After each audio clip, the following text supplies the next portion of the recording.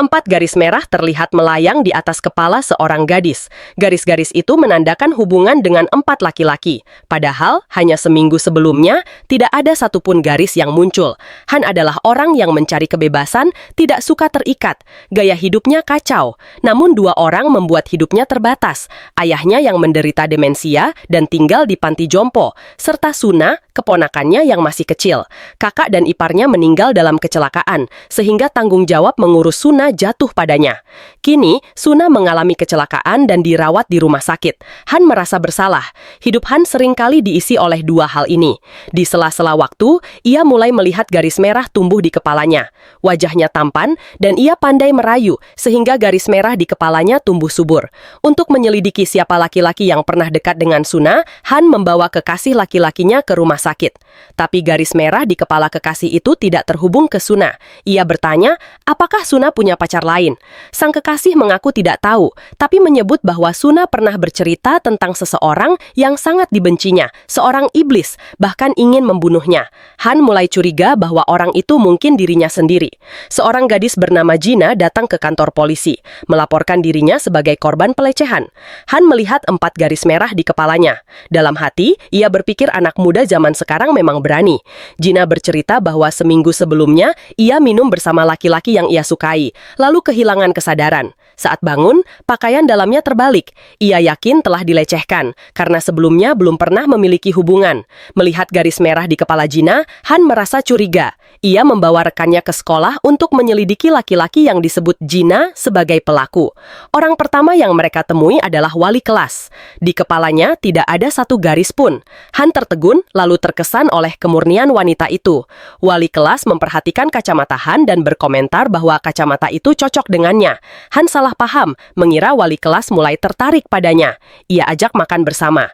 Dengan arahan wali kelas, Han akhirnya menemukan laki-laki yang disebut sebagai pacar Gina. Pria itu tinggal sendirian di apartemen. Dulunya dia trainee idol bersama Gina. Sejak saat itu, Gina sering mengejarnya. Tapi pria itu mengaku tidak pernah tertarik pada Gina, apalagi menjalin hubungan.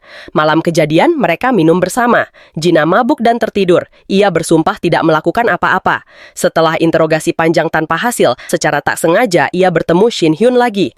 Han canggung, karena dulu ia tidak percaya pada kacamata yang diberikan Shin Hyun. Shin Hyun meminta Han menyerahkan kacamata itu, tapi Han menolak. Baginya, kacamata itu adalah barang bukti penting. Setelah dipakai, ia seperti masuk dunia baru. Ia tidak mau melepaskannya. Gina melaporkan kejadian seminggu setelahnya. Semua pakaian sudah dicuci, tidak ada bukti fisik. Ia malah bisa dituntut balik atas laporan palsu. Interogasi terhadap pria itu juga tidak membuahkan hasil. Tidak ada indikasi mencurigakan. Rekannya akan dibebaskan. Namun Han tiba-tiba teringat sesuatu. Ia kembali ke ruang interogasi. Ada satu garis merah di kepala pria itu, tapi tidak terhubung ke Gina.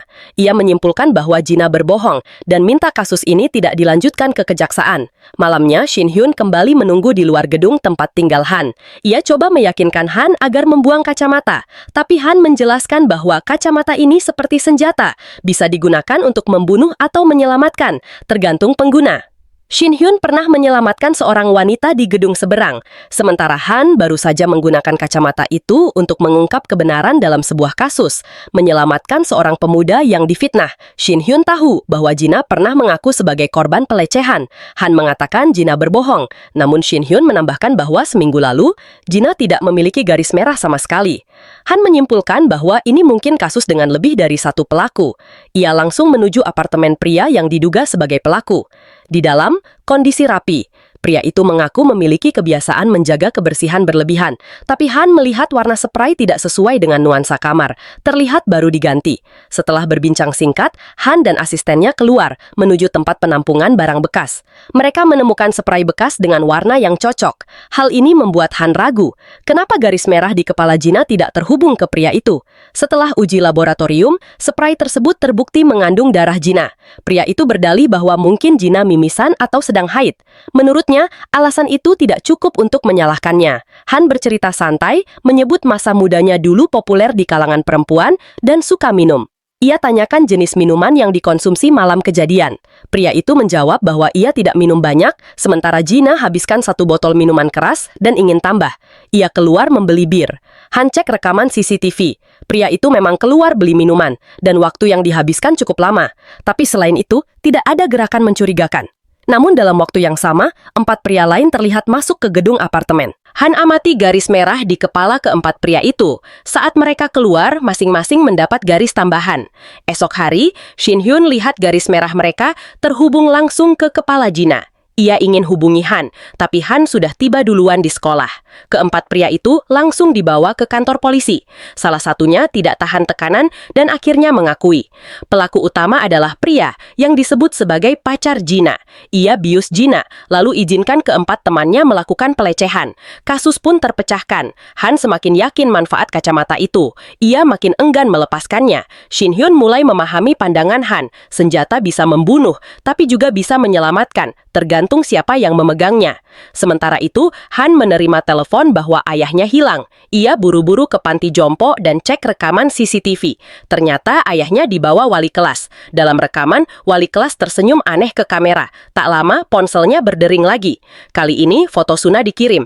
Han langsung ke rumah sakit sambil minta asistennya menyelidiki identitas wali kelas. Saat tiba di rumah sakit, Suna tampak baik-baik saja. Han lega, tapi tiba-tiba garis merah di kepala Suna bergerak keluar kamar. Han sadar, orang yang pernah dekat dengan Suna mungkin sedang mendekat. Ia angkat pistol, arahkan ke pintu. Yang masuk justru ayahnya. Lelaki tua itu panggil nama Suna. Melalui kacamata, Han lihat garis merah di kepala Suna terhubung langsung ke ayahnya. Ia ingat ucapan pacar Suna bahwa Suna membenci seseorang, bahkan ingin bunuhnya. Han akhirnya sadar bahwa iblis yang dimaksud adalah ayahnya sendiri. Amarah dan kepedihan bercampur. Ia marahi ayahnya, tarik tubuhnya kasar, lemparkan ke lantai. Ia angkat tiang infus, seolah ingin memukul, tapi tidak sanggup. Di tempat lain, Shin Hyun berdiri dengan tangan berdarah, gemetar, dan coba hubungi Han untuk minta bantuan. Saat pertama datang ke sekolah, Shin Hyun merasa tidak bahagia. Namun Junsun selalu ada, mendukung dan menghiburnya. Perlahan perasaannya tumbuh. Ia berpikir bahwa lebih baik jika garis merah yang nanti akan muncul di kepalanya terhubung pada seseorang yang ia sukai. Malam itu, Shin Hyun ajak Junsun bertemu di hotel. Junsun canggung, mondar-mandir di kamar sebelum akhirnya duduk di samping Shin Hyun. Karena Junsun tidak memulai apa-apa, Shin Hyun menyatakan perasaannya, lalu memberikan cinta pertamanya. Di langit-langit, Shin Hyun melihat satu garis merah menghubungkan mereka. Wajahnya malu dan bahagia. Mereka keluar melihat orang-orang dengan banyak garis di kepala. Shin Hyun yakin pilihannya tepat. Junsun pamit pergi membeli makanan, minta Shin Hyun menunggu. Shin Hyun lihat garis-garis merah di balik etalase toko. Untuk pertama kalinya, ia tidak membenci kemampuannya. Tiba-tiba, teriakan dari arah dekat. Garis merah di kepalanya mulai bergetar, lalu menghilang. Dengan firasat buruk, ia berlari ke sumber suara. Kerumunan berkumpul di satu titik. Saat Shin Hyun masuk ke tengah, ia temukan Junsun tergeletak, tubuh tertusuk besi panjang yang jatuh dari gedung, dan dia sudah tewas. Shin Hyun merasa seperti tidak bisa bernapas. Ia pikir dirinya membawa kutukan. Setelah orang tua, kini kekasihnya juga pergi karena dirinya. Ponsel Shin Hyun terima pesan singkat berisi video. Di dalamnya, Gyeongjin terikat di kursi. Pengirim pesan minta Shin Hyun datang ke sekolah. Shin Hyun langsung telepon Han dan meminta bantuan. Sementara itu, Han sedang diliputi beban. Shin Hyun cerita bahwa setiap tahun ia terima kartu pos. Awalnya ia kira dari ibunya yang hilang, tapi kini ia sadar mungkin selama ini ada seseorang menunggu hari ulang tahunnya tiba. Mungkin hari ini waktunya untuk mengakhiri semuanya. Han ingat senyum misterius wali kelas. Setelah menyelidiki, ternyata identitas wali kelas tidak ditemukan. Ia pergi bersama Shin Hyun ke sekolah. Hanya satu ruang kelas yang lampunya menyala. Mereka berlari ke sana. Shin Hyun masuk lebih dulu, menemukan Gyeongjin terikat. Tapi saat Han menyusul beberapa detik kemudian, ruangan itu kosong. Gyeongjin bilang Shin Hyun yang memintanya datang, lalu pingsan tanpa ingat apa-apa. Shin Hyun lepas ikatan Gyeongjin, baru sadar Han tidak ada. Ia cari Han, tapi tidak bisa temukan jalan keluar. Sementara itu, Han naik tangga ke lantai atas, lalu membuka pintu. Di sana dia lihat pemandangan yang mengguncang perasaannya. Sekelompok orang berpakaian putih berkumpul, melakukan ritual aneh. Seorang wanita mulai bercerita. Wanita itu pernah jadi korban penyebaran video tak senonoh oleh seorang pria. Seluruh sekolah tahu. Ia nyaris bunuh diri sampai ketemu wali kelas yang beri kacamata. Dengan kacamata itu, ia bisa lihat garis merah di kepala orang lain. Wali kelas bilang, jika ia bunuh semua pria yang pernah tidur dengannya, maka garis-garis itu akan hilang. Wanita itu percaya, lalu mulai membunuh satu persatu. Dan memang, setiap kali selesai, garis merah di kepalanya menghilang. Saat itu, wali kelas muncul dengan kepala dipenuhi garis merah yang menjalar ke segala arah, seperti bos terakhir. Wali kelas buka kain putih yang menutupi tubuh seseorang. Ternyata itu ayah Han. Ia beri Han pisau, lalu bilang bahwa jika Han bunuh lelaki tua itu, ia bisa selamatkan Suna. Tapi di saat terakhir, ia berbalik dan serang wali kelas. Wali kelas gunakan satu tangan saja untuk hentikan serangan itu, lalu lemparkan tubuh Han ke tanah. Wali kelas ayunkan pisau dan tusuk tubuh ayah Han. Han angkat pistol dan tembak wali kelas. Tapi peluru tidak berpengaruh. Wali kelas tetap berdiri, lalu bilang bahwa orang biasa tidak bisa membunuhnya. Dunia akan dipenuhi warna merah. Di sisi lain, Shin Hyun dan Gyeong Jin capai atap. Mereka tidak lihat apa yang Han lihat. Shin Hyun akui memiliki kemampuan melihat garis merah. Tidak disangka, Gyeong Jin balik badan dan kenakan kacamatanya sendiri. Kacamata dari wali kelas. Gyeong Jin ungkap rahasia. Jika Shin Hyun mati, semua orang bisa lihat garis merah tanpa alat bantu. Lalu ia serang dari belakang, cekik leher Shin Hyun. Shin Hyun berjuang, rebut kacamata Gyeong Jin, lempar ke lantai, lalu hancurkan. Setelah kacamata pecah, Gyeong Jin tiba-tiba sadar. Ia bingung mengapa ada di sana. Ternyata, kacamata itu bisa mempengaruhi pikiran. Darah Shin Hyun terciprat ke udara, bergerak di antara puluhan garis merah. Shin Hyun muncul di tengah kerumunan berpakaian putih. Wali kelas angkat tubuh Han ke udara. Setelah lihat Shin Hyun, wali kelas lempar tubuh Han ke samping. Ia bilang bahwa garis merah bukan kutukan, melainkan hadiah. Bagi Shin Hyun, garis merah telah bawa kematian orang tuanya dan kekasihnya. Baginya, garis itu kutukan. Wali kelas jelaskan bahwa semuanya berasal dari keinginan manusia sendiri.